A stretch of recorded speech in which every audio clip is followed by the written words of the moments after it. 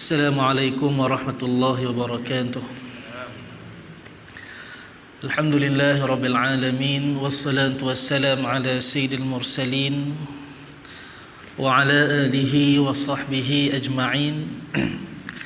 Subhanaka la ilma lana illa ma 'allamtana innaka antal alimul hakim. Qala rabbi shrah li sadri wa yassir li amri wahlul 'uqdatam min lisani yafqahu qawli, amma ba'd. Yang dihormati pengerusi masjid, Tuan Imam, Tuan Bilal AJK Masjid, muslimin, muslimat, tuan-tuan yang dirahmati Allah. Alhamdulillah, pertama dan selamanya kita rafa'kan kesyukuran kita pada Allah Subhanahu wa taala.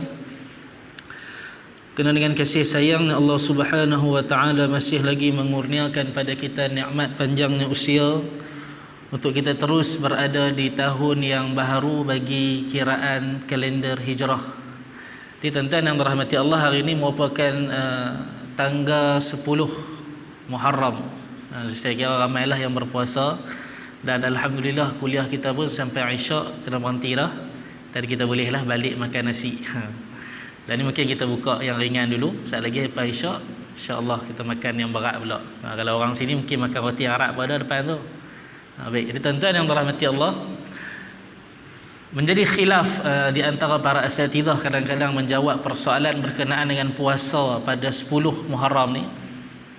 Ada para asatidzah yang menjawab bahawa tak boleh kita berpuasa pada hari ini sahaja. Jadi sebenarnya memang jawapan tu agak tepat tetapi kurang tepat.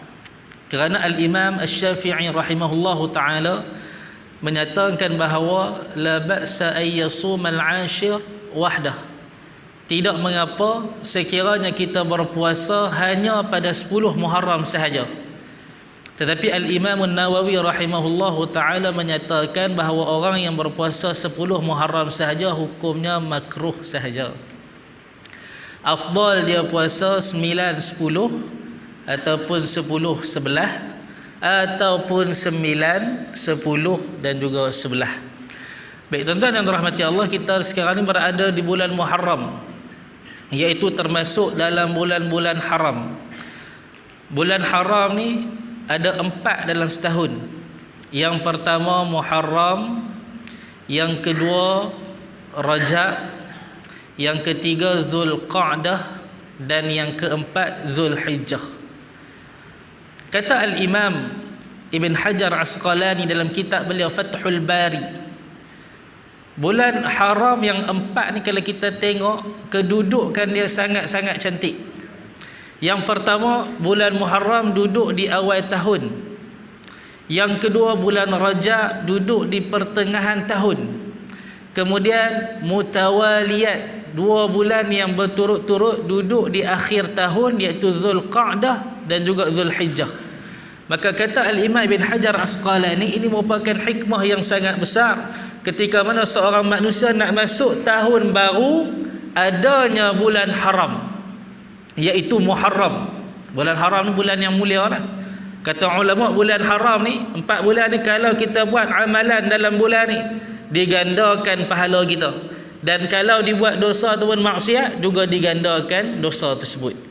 Jadi nak katakan bulan haram ni bulan yang mulia, Allah gandakan kita punya pahala. Jadi masuk awal tahun jumpa dengan Muharram, bulan yang mulia. Sampai di pertengahan tahun jumpa lagi bulan yang mulia, iaitu bulan Rajab. Dan di penghujung ataupun di akhir tahun kita, ketika mana kita nak menutup catatan amalan kita pada tahun tersebut, Allah letakkan 2 bulan haram, iaitu Zulqa'dah dan juga Zulhijjah. Ini nak menandakan bahawa manusia ni pada setiap tahun ni Allah letak cantik dah bulan tu. Kita masuk dengan bulan Muharram, iaitu bulan haram. Kemudian di pertengahan bulan Rajab, dan yang terakhir Al-Mutawaliyat, 2 bulan yang berurutan, iaitu Zulqa'dah dan juga Zulhijjah. Sebab apa dinamakan dengan bulan haram? Kita orang Melayu dengan perkataan haram ni bukan boleh. Kita hang ni haram sungguh. Tu kira hasak hang ni. Tapi bulan haram ni sebab apa dinamakan dengan bulan haram? Kerana berdasarkan Al-Quran, Allah Ta'ala berfirman, inna iddatash syuhur indallah 12 syahra. Sesungguhnya bilangan bulan di sisi Allah adalah 12 bulan. Fi kitabillah yang Allah Ta'ala telah tetapkan yauma khalaqas samawati wal ard, ketika mana Allah menciptakan langit dan juga bumi, minha arba'atun hurum, ada 4 di antara 12 itu 4-nya bulan haram. Dan mana kita tahu 4 bulan haram ni? Berdasarkan hadis Nabi, iaitu Nabi kata as-sanatu, 1 tahun itu 12 syahra, ada 12 bulan, minha arba'atun hurum, di antara 12 bulan ini ada 4 bulan haram. Nabi kata Zulhijjah, Zulqa'dah, Muharram dan juga Rajab. Dinamakan bulan haram kerana diharamkan berperang dalam bulan ni. Dan sebab apa Allah Ta'ala sebut dalam Al-Quran, inna iddatash syuhur indallah 12 syahra, bilangan bulan di sisi Allah ni ada 12 bulan. Sebab apa Allah bak lagu ni? Kerana orang jahiliah ni, orang Arab jahiliah, mereka ni menghormati bulan-bulan haram dan mereka ni suka perang. Bila orang Arab jahiliah ni suka perang, bila main bulan haram, mereka menghormati bulan tersebut, mereka takkan perang. Maka mereka menambah bulan menjadi 14 bulan setahun. Dengan kata mereka bulan haram belum tiba, maka mereka pun perang bulan tu. Jadi sebab itu Allah Ta'ala sebut inna iddatash syuhur indallah 12 syahra, sesungguhnya bilangan bulan di sisi Allah itu hanyalah ada 12 bulan. Maka kita tahu dalam banyak-banyak bulan ni, bulan yang paling terbaik adalah sayyidus syuhur, penghulu segala bulan, iaitu bulan Ramadan. Adapun setelah bulan Ramadan, bulan yang terbaik adalah bulan Muharram. Dalam kelompok bulan haram yang 4 tadi, Muharram, Rajab, Zulhijjah, Zulqa'dah ni, bulan Muharram adalah yang paling mulia. Dan kata Al-Imam Al-Ghazali dalam kitab beliau Ihya Ulumuddin, selain daripada bulan haram, ada juga yang dinamakan sebagai bulan-bulan yang utama, iaitu Al-Ashhurul Fadilah, 4 bulan yang utama, iaitu Zulhijjah, Rajab, Sya'ban, Muharram. Imam Al-Ghazali meletakkan Zulhijjah paling awal kerana dia nak abang bagi tahu bahawa bulan Zulhijjah adalah bulan yang paling terbaik kerana di dalamnya ada ibadah haji. Dan kalau kita tengok pun dalam bulan Zulhijjah ni memang hari-hari dia dahsyat juga. Dia ada hari zinah, ada hari tarwiyah, ada hari Arafah. Hari Arafah ni disebut oleh para ulama hari paling mulia dalam dunia. Sebab apa? Mengalahkan kalau kita kata Lailatul Qadar paling mulia. Lailatul Qadar tu malamnya. Tapi hari Arafah ni hari. Bahkan di dalam fiqh mazhab Al-Imam Syafi'i, Imam Syafi'i menyatakan bahawa kalaulah seorang lelaki mentalakkan isterinya dengan lafaz ta'liq, dia kata aku ceraikan kamu dengan talak satu, yang mana talak ini akan jatuh pada hari yang paling mulia dalam dunia, maka kata Imam Syafi'i dia jatuh pada hari Arafah, hari paling mulia atas muka bumi. Kalau orang tanya hari apa yang paling mulia atas muka bumi ni, hari Arafah. Hari Jumaat tu penghulu segala hari. Baik, jadi dalam banyak-banyak hari yang hebat berada dalam Zulhijjah, maka Imam Ghazali kata dalam Al-Ashhurul Fadilah, bulan-bulan yang mulia, dan di kalangan bulan yang mulia ini yang paling hebat adalah bulan Zulhijjah. Yang kita bincang tadi Al-Ashhurul Hurum, bulan-bulan haram. Yang Imam Ghazali bincang ni Al-Ashhurul Fadilah, iaitu bulan-bulan yang mulia. Dan hari ini kita berada di hari Ashura. Banyaklah fadilat dia, yang saya pun telah tulis dah di, tuan-tuan boleh tengok penulisan saya, tuan-tuan boleh google pun boleh. Tuan-tuan google 14 perkara sunat hari Ashura, ada insya-Allah keluar kalau di google tu. Tapi kena buka belakang tu Paqaf, P-A-Q-A-F, pasal ramai sangat yang buah tu. Jadi saya buat di bawah Ustaz Syarqawi punya blog. Tapi dah lepas dah pun. Hari ni hari Ashura. Kita pun tak kacau bubuh Ashura tahun ni. Sebab PKPP dilanjutkan sampai bulan 12 ni. Pernah buat apa bubuh Ashura masjid? Ada buat ke bubuh Ashura? Buat tahun ni buat. Oh 5 bulan buat, alhamdulillah. Bubuh Ashura ni Wahabi kata apa bid'ah kan? Mampu pergi kat dia bawah. Kita nak buatlah, tidak. Bahkan disebutkan benda ni disebut dalam kitab Syekh Daud Fatani berkenaan dengan bubuh Asyura ni, walaupun kisah asal usulnya tu mereka nak tolaklah, tetapi kita mengambil i'tibar, iaitu berdasarkan kisah Nabi Nuh alaihi salam ketika mana dilanda banjir yang besar, bila mana surut air, mereka mendarat di Bukit Al-Judi. Mendarat di Bukit Al-Judi yang dinamakan Al-Judi, bukan judi main judi tu, Al-Judi. Mendarat di bukit tu dan mereka masak apa sahaja yang ada waktu tu.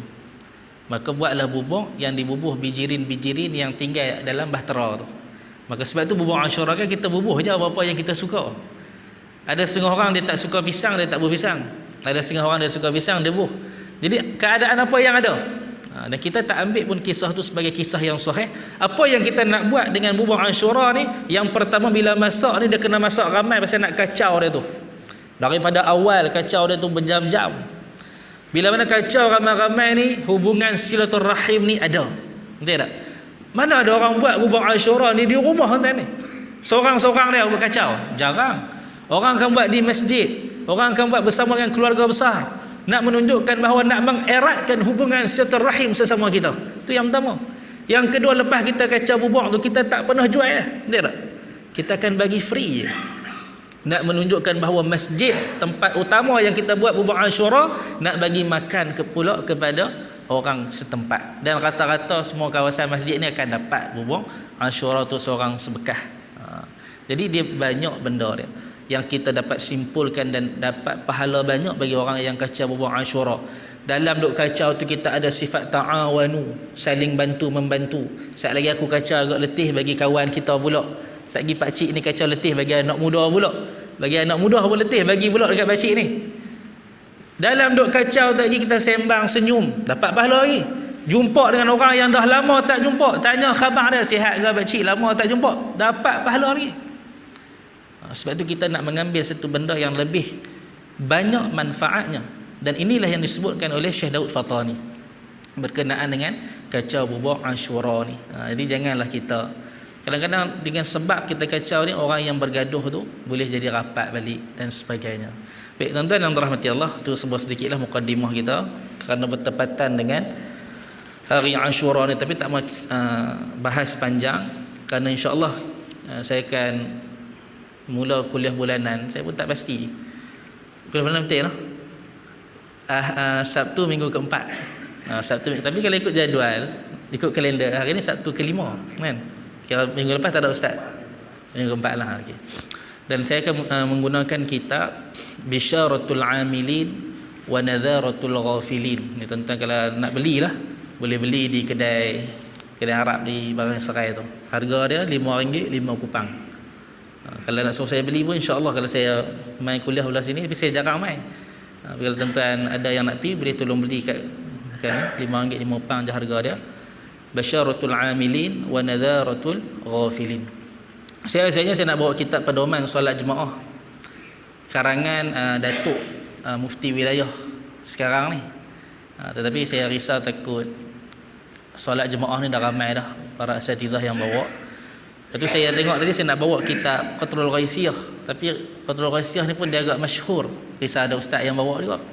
Lepas tu saya nak bawa kitab Daqaiqul Akhbar. Saya tengok kitab tu tulisannya kembang sangat, takut tuan-tuan tak boleh baca dia. Saya tengok tulisan yang cantik sikit, dan kitab ni jarang orang bawa. Jarang orang bawa. Itu Bisyaratul Amilin wa Nadharatul Ghafilin. Baik, kita baca sedikit dia punya mukaddimah dan kulit dia. Baik tuan-tuan yang dirahmati Allah, Bisyaratul Amilin wa Nadharatul Ghafilin maksudnya apa? Bisyaratul Amilin, berita gembira kepada orang yang beramal. Wa Nadharatul Ghafilin, dan juga peringatan kepada orang-orang yang lalai. Dia cantiklah.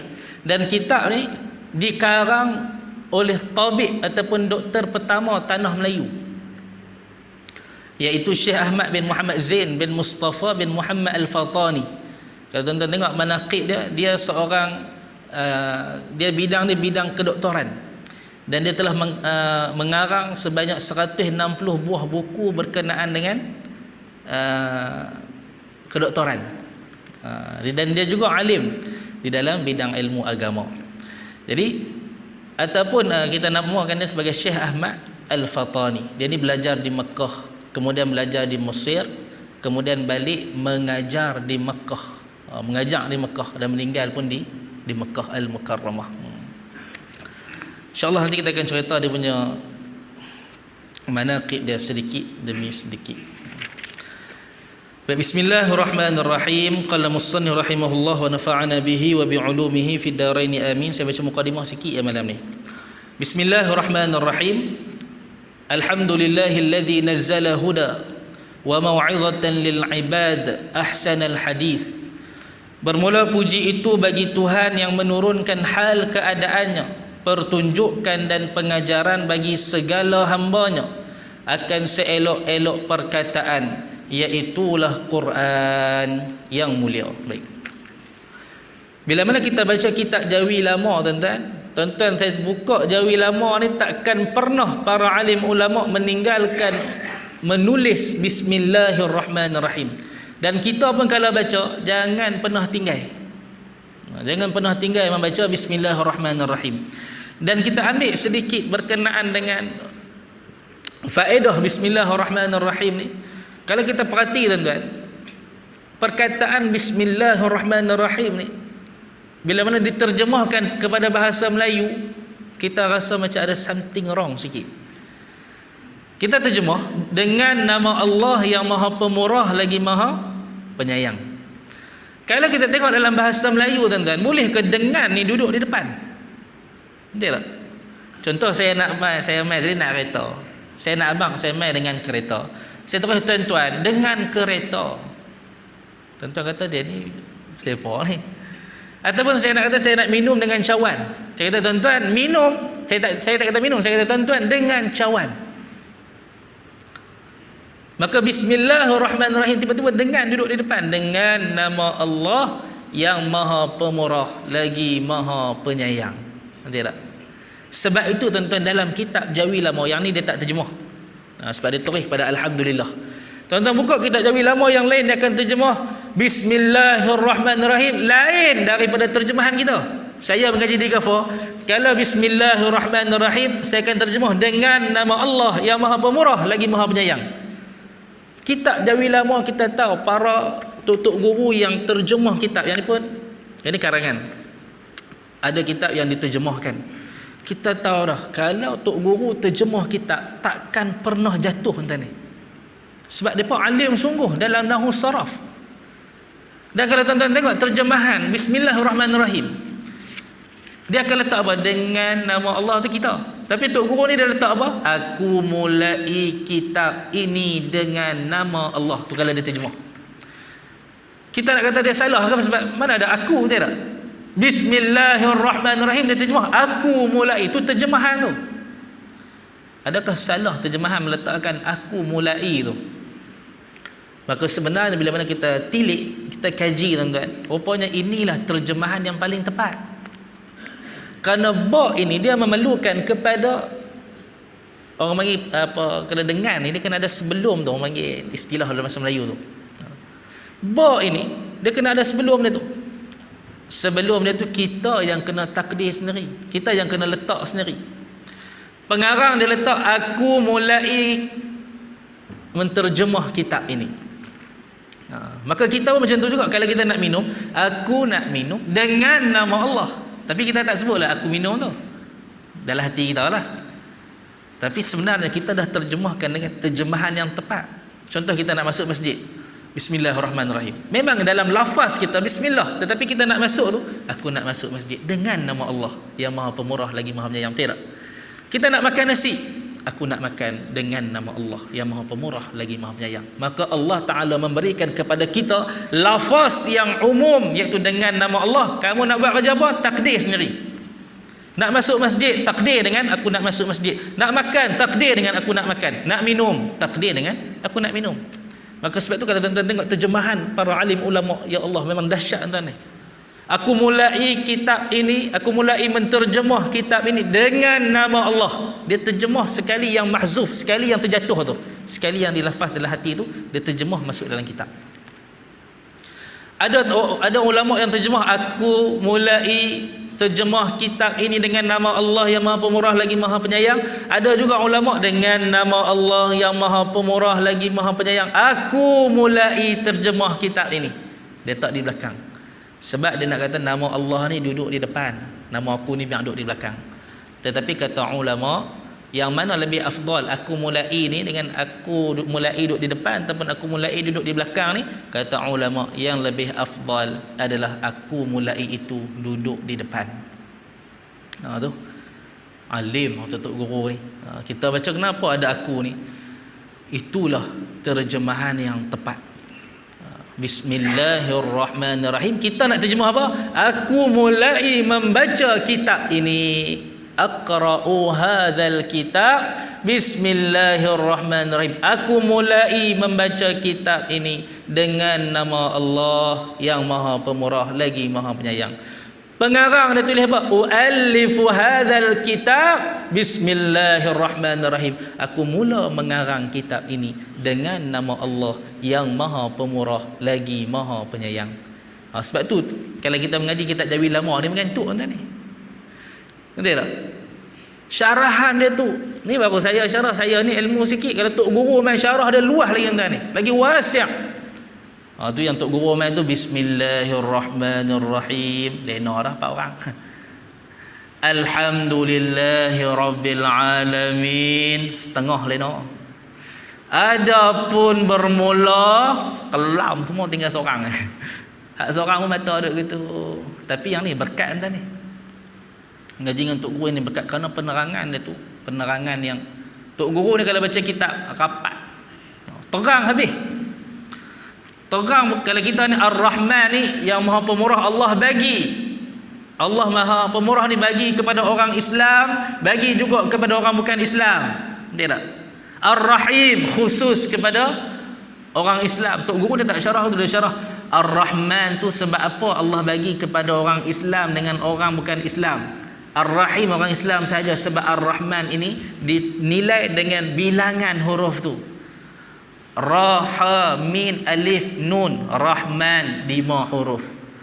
Ra, ha, ya, mim 4 huruf. Kasratul mabna tadullu ala kasratil ma'na. Semakin banyak bilangan yang dibina untuk satu perkataan menunjukkan lebih banyak makna dia. Maka Rahman ini ada 5 kalimat, maka makna dia lebih luas, iaitu untuk orang Islam dan juga orang bukan Islam. Ar-Rahim ada hanya 4 huruf, maka dia khusus hanya untuk orang Islam sahaja. Dahsyat Tok Guru kalau syarah. Di Bismillahirrahmanirrahim, tuan-tuan jangan tinggal. Kerana banyaklah fadilat yang kita boleh ambil daripada Bismillahirrahmanirrahim ini. Bahkan ada hadis Nabi yang kata, sekiranya satu benda itu lam yubda fihi bi bismillahirrahmanirrahim, iaitu kullu amrin dzibal, satu perkara yang ada urusan dalam keagamaan, lam yubda fihi bi bismillahirrahmanirrahim, yang tidak dimulakan dengan membaca bismillahirrahmanirrahim, fahuwa aqta, maka dia akan qalilul barakah, akan kurangnya keberkatan. Dan bismillah ni juga kadang-kadang disalah guna. Kata Syekh Tahir Sumbul dalam kitab beliau, barang siapa yang mempunyai hajat yang besar, yang mana dia tak mampu nak lakukan hajat tersebut ni, maka dia sebutlah Allahumma anta walaha walau azumat farijha bi fadli bismillahirrahmanirrahim. Ya Allah, kepada engkau lah segala kesukaran, walau azumat, besar manapun kesukaran itu, farijha, kau bukakan, kau luaskan, bi fadli bismillahirrahmanirrahim, dengan keberkatan bismillahirrahmanirrahim. Syekh Tahir Sumbul kata baca sebanyak 786 kali. Tuan-tuan pergi kedai mamak, atas kedai dia tulis 786. Orang nak guna untuk beramal, dia guna untuk tangkai. Lah kali orang tolak amalan ni. 786 tu bukan nak kena baca 786, baca bagi banyak. Dan kita bukan minta kepada Allahumma anta walaha ni, kita minta kepada Allah Subhanahu wa ta'ala sebagai Allahumma anta walaha ni sebagai wasilah kita. Tu. Jadi bismillahirrahmanirrahim ni jangan pernah tinggal. Ada satu kisah tentang kisah dongeng. Ada seorang budak ni cerita mohong ni. Habaq terang cerita mohong. Tapi cerita ni saya baca dalam buku lah 1001 kisah dongeng. Dulu ayah saya beli sebelum tidur baca. Hari ni cerita kat tuan-tuan pula sebelum tidur. Ada seorang budak ni dia mengaji di seberang sungai. Dia bila mengaji di seberang sungai ni, nak mengaji ni dia kena naik sampan. Dulu tidak ada lagi jambatan ni, maka nak mengaji ni pergi naik sampan. Jadi sampan ni macam feri lah tuan ni. Feri tu kalau kita pergi di Pulau Pinang ni, mana kita pergi tu terus dia ada, nak kena tunggu trip dia balik dulu, baru kita naik, baru dia bawa, kan? Jadi budak ni pun disebabkan dia nak tunggu trip sampan tu, setiap hari dia pergi mengaji kat tok guru dia pergi lambat. Apa saya nak tunggu trip tu? Dan tok guru dia pun kata, hang ni semedang lambat. Semedang selalu lah. Semedang main lambat. Dia ni pula anak murid ni bagus. Dia kata, tok guru saya ni bukan main lambat saja-saja. Saya ni main lambat sebab nak tunggu sampan tu. Kalau sampan tu boleh main awal, saya boleh main awal. Tu cerita dia. Ni saya ringkaskan lah. Tok guru dia ni pula kaki melawak tuan ni. Tok guru dia kata, hang tak payah tunggu sampan. Melawak ni melawak. Hang baca bismillahirrahmanirrahim, tawakkaltu ala Allah, jalan tahiyat ni. Tok guru dia pun. Budak ni pula kebetulan dia bendui. Esok tu dia buat sungguh. Baca bismillahirrahmanirrahim, tawakkaltu ala Allah. Bila bendui ni tawakal tinggi tak tinggi, jalan tahiyat ni tuan. Heran nak macam mana jalan tahiyat? Jangan heran lah, kan saya dah abang lah cerita mohong. Walaupun ada karamah para awliya yang boleh jalan tahiyat, tapi yang ni cerita mohong. Kita tak nafikan yang ada karamah yang lain tu, para ulama yang lain, tapi yang ni cerita mohong. Dia pun jalan tahiyat pergi mengaji kat tok guru dia. Mengaji dengan tok guru dia heran, awak hari ni hamai awal ni. Tak pernah hamai awal. Dia kata, tok guru saya ni mai awal sebab saya ikut amalan yang tok guru bagi semalam. Baca bismillahirrahmanirrahim, jalan terus tahiyat ni. Tok guru dia kata, hang kalau nak melawak pun pada-padalah. Anak mohong guru pun pada-padalah. Tok guru dia pun mengajak macam biasa buka kitab. Dalam duk buka kitab ni tuan-tuan, tok guru dia heran. Takkan dia ni nak mohong kot. Dia ni dah lurus bendui. Takkan nak mohong kot. Tok guru kata, tak apalah, nak dia cerita balik saya, aku nak mengendak tengok budak ni. Lah kali budak tu pun balik, tok guru tu mengendak tengok budak ni jalan tahiyat sungguh. Woi, dia kata tengok budak ni jalan tahiyat. Kalau anak murid boleh, takkan tok guru tak boleh, dia kata. Dia pun pergi tepi sungai, bismillahirrahmanirrahim, tawakal 3 suku, pijak-pijak karam terus hentak ni. Keluar ke belakang anak murid dia kata, siapa dia duduk keluar ni? Patah balik belakang tengok tok guru dia. Dia kata, macam mana tok guru boleh lemah ni? Tadi aku tengok hang jalan tahiyat, hang tu anak murid, takkan anak murid boleh, tok guru tak boleh. Aku try aku karam dulu, dia kata. Bismillah. Tu cerita mohong lah tuan ni. Tapi nak kata apa, fadilat bismillah ni banyak. Fadilat bismillahirrahmanirrahim. Sebab kita pun lakukan segala amalan yang baik, kita baca bismillahirrahmanirrahim. Saya tak masyarah yang bismillah yang wajib, yang sunat, yang makruh, yang haram tu kita tahu dah. Semua benda yang baik kita baca bismillahirrahmanirrahim, kecuali pada beberapa keadaan. Contoh benda yang tak boleh kita baca bismillah, yang hukumnya makruh, adalah ketika mana sebelum nak mengangkat takbiratul ihram. Kan kita nak takbir tu, bismillahirrahmanirrahim, Allahu akbar. Itu makruh hukum dia. Kerana yang ini disebut dalam kitab Qaulul Tam fi ahkamil imam wal ma'mum anil madhhab al-imam Syafi'i rahimahullahu taala, yang dikarang oleh al-imam Ibnu al-Imad al-Akhfasi. Dia menyatakan bahawa makruh kita menyebut bismillahirrahmanirrahim sebelum mengangkat takbiratul ihram. Adapun untuk amalan yang lain yang baik kita boleh buat. Bahkan ketika mana mengambil wudu, kata al-Imam An-Nawawi dalam kitab Syarhul Muhadzab, ketika mana dia mensyarahkan kitab Abu Ishaq Asy-Syirazi yang namanya Kitabul Majmu' ala Syarhil Muhadzab lil Imam Abu Ishaq Asy-Syirazi, Imam Nawawi menyatakan barang siapa yang tertinggal membaca bismillahirrahmanirrahim sebelum nak ambil ayat sembahyang, kan sunat baca tasmiyah, membaca bismillahirrahmanirrahim sebelum nak ambil wuduk ni, kita terlupa, maka kata al-Imam An-Nawawi boleh kita bacanya ketika mana kita teringat. Contoh tengah basuh kepala, teringat time tu, maka bacalah bismillah ketika itu. Ataupun kita tengah basuh tangan, maka bacalah bismillah ketika itu. Dan mazhab kita, kata Imam Nawawi, hukumnya adalah sunnat.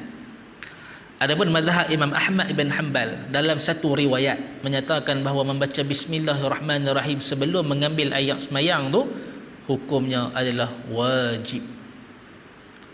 Tapi kalau terlupa tak apa. Adapun mazhab Az-Zahiri menyatakan hukum membaca bismillahirrahmanirrahim itu wajib, kalau tak baca tak sah ayat semayang. Kita alhamdulillah lah Syafi'i ni kalau terlupa pun tak apa. Tapi nak abang pentingnya membaca bismillahirrahmanirrahim. Panjanglah syarahan bismillah tu, mungkin kita tak bicarakan terlalu panjang. Alhamdulillahilladzi nazzala hudan wa mau'izatan lil ibad ahsanal hadis. Bermula puji itu bagi Tuhan yang menurunkan hal keadaannya, iaitu alhamdulillah. Ulama ni dia terjemah bermula. Kalau bermula ni dalam kitab dia terjemah mana kata mubtada'. Kalau dengar bermula ni yang risau ngaji dengan tok guru kan. Bermula kan tok guru baca slow. Bermula puji-pujian itu bagi Tuhan. Kita pun Tuhan tu nak habis dah tu. Bermula pula. Tak lagi dan ia bermula. Tak payah surah biru muka kalau ngaji. Kalau mengaji dengan tok guru yang tanu dahsyat. Dahsyat. Kita pun tak tahu nak berhenti bila. Saya kalau hari Sabtu ni memang saya pergi mengaji. Tu yang hari ni main lambat tu. Saya mengaji di Bertam pukul 9 sampai pukul 5 petang. Pukul 9 tu tok guru ni kadang-kadang dia kata dia nak berhenti pukul 12. Pukul 9 tu. Mohong kan tuan-tuan ni. Pukul 12 tu dia cara kita pun bila nak berhenti ni kita tak tahan dah ni. Biru dah muka-muka ni. Nak faham tu. Jadi mengaji dengan tok guru ni seronok tuan ni, berkat dia tu banyak. Baik, bermula puji itu bagi Tuhan. Dan nampak bermula ni segala puji bagi Allah. Tu kalau kita terjemah tu. Alhamdulillahi rabbil alamin. Kita terjemah segala puji kan. Kata pada terjemahan segala puji ni bagi dia kurang tepat. Bagi dia lah, tapi bagi kita dan para ulama yang lain pun menyatakan segala puji ni boleh diguna. Cuma nak abang pada punya pandangan. Segala puji ni kerana segala ni kan dalam bahasa Arab kullu. Kalau kita terjemah segala puji, kullul hamdilillah lah, betul jadi gitu. Maka kalau tuan-tuan tengok, tuan-tuan beli di kedai Arab Yamani ni, tuan-tuan beli satu kitab namanya Bakuratul Amani. Tuan-tuan tanya dia mesti tahunya kitab Bakurah mana. Tuan-tuan beli kitab Bakurah, tuan-tuan tengok macam mana dia terjemah alhamdulillah. Dia terjemah macam mana? Alhamdulillah, puji-puji itu bagi Allah. Dia tak terjemah segala. Dia terjemah puji-puji itu bagi Allah. Kita terjemah segala boleh belaka tuan ni. Boleh belaka. Segala puji boleh, bermula segala puji boleh, puji-puji boleh, puji-pujian pun boleh, ikut suka kita lah. Yang kita nak abang ni semua puji ni kembali pada Allah. Puji ni ada 4. Puji qadim pada qadim, puji qadim pada makhluk, puji makhluk pada qadim, puji makhluk pada makhluk. Empat pujian ini balik pada Allah. Qadim, puji qadim, Allah puji diri dia. Bila Allah puji diri dia, balik pada siapa? Balik pada Allah. Allah puji makhluk. Allah puji makhluk, balik pada diri siapa? Makhluk ni Allah yang cipta, balik pada Allah. Makhluk puji Allah, confirm lah dapat pada Allah. Saya puji pengurusi handsome lah kan ni. Handsome tu ciptaan siapa? Allah, kembali kepada Allah. Maka segala puji, semua pujian ini berbalik kepada Allah.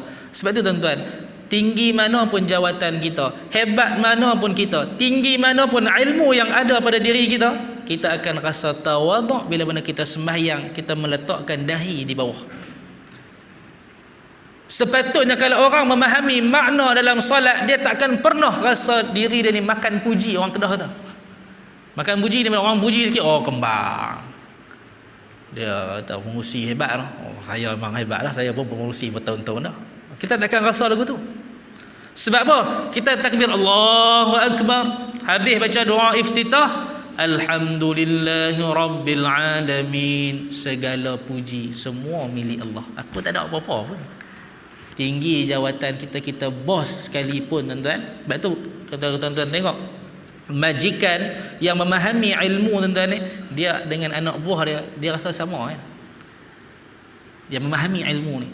Nak abang kata anak buah dia duk puji, bos ni hebat, bos ni kaya, bos ni banyak pengalaman, banyak khibrah dan sebagainya. Dia kata alhamdulillah, segala puji itu hanya kembali kepada Allah. Aku tak ada apa pun.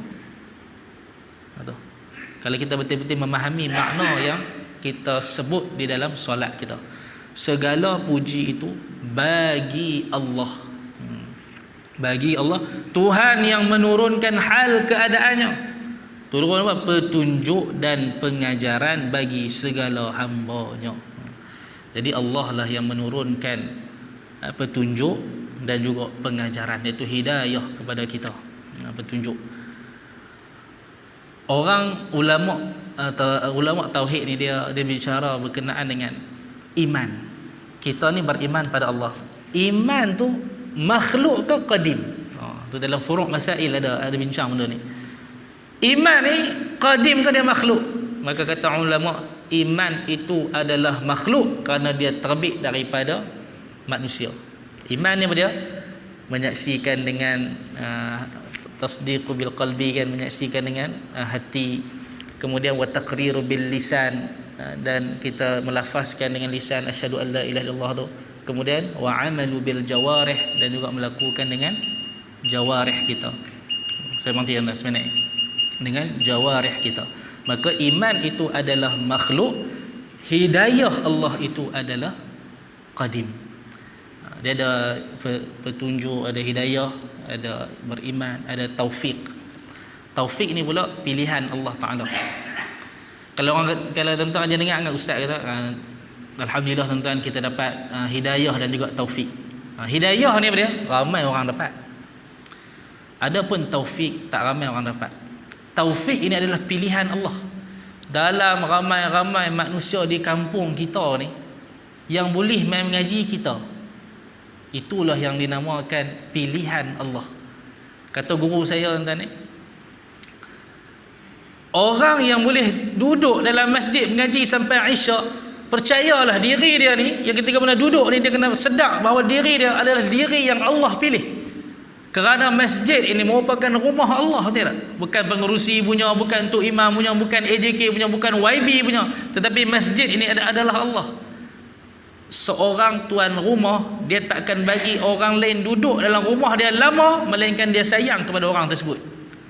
Tidak? Kita lah kalau kita benci dengan seorang, kita nak main bagi dia duduk rumah kita tak? Tak. Tapi kalau kita sayang dan duduk rumah kita, tidur bagi lama sikit, 2 hari kita tahan dah, tak bagi balik ni. Macam itulah tuan-tuan. Sebab itu para ulama menyatakan, kalau kita boleh duduk lama dalam masjid, katakan alhamdulillah. Ya Allah, terima kasih ya Allah kerana pilih aku untuk duduk lama dalam rumah kamu ni. Saya pun syukur tuan ni. Saya dengan tuan-tuan hebat lagi. Saya tuan-tuan duduk di dalam keadaan sukarela. Saya ni masa pengurusi Zuhmai hari ni. Mana kata maqam kita ni lain, maqam tuan-tuan lebih a'la, lebih tinggi daripada saya. Maka kita boleh duduk, tapi saya pun alhamdulillah boleh duduk juga tuan ni dalam ni. Maka kita sebut alhamdulillah ya Allah, terima kasih kerana kau pilih aku ni dalam ramai-ramai hamba-Mu kat kampung ni. Berapa banyak pintu yang berada di kampung kita ni tuan-tuan, Allah pilih kita untuk berada dalam rumah dia. Allah hebat tuan ni. Orang setengah orang dia boleh mai dah masjid tuan, Allah campakkan kesibukan dalam hati dia. Akhirnya setelah mana tu imam bagi salam, dia terus belah tuan ni. Kadang-kadang tengok dia bukan ada kerja apa pun, tapi dia balik. Kerana Allah Ta'ala tidak memilih dia untuk berada lama dalam rumah Allah Ta'ala. Baik. Bagi segala hamba-Nya akan seelok perkataan, iaitulah Quran yang mulia. Wallahu subhanahu wa ta'ala a'lam. Kita sambung bulan depan hari Sabtu, malam Ahad. Sabtu malam Ahad yang keempat, insya-Allah. Aqulu qawli hadza wa astaghfirullahal azim li wa lakum. Wassalamu alaikum warahmatullahi wabarakatuh. Al-Fatihah.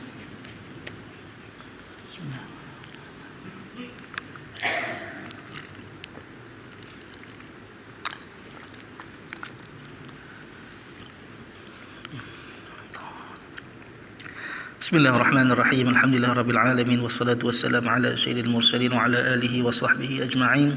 Allahumma zukhna fahman nabiyyin wa hifdhal mursalin wa ilhamal malaikatil muqarrabin wa hdina bi hidayatil arifin.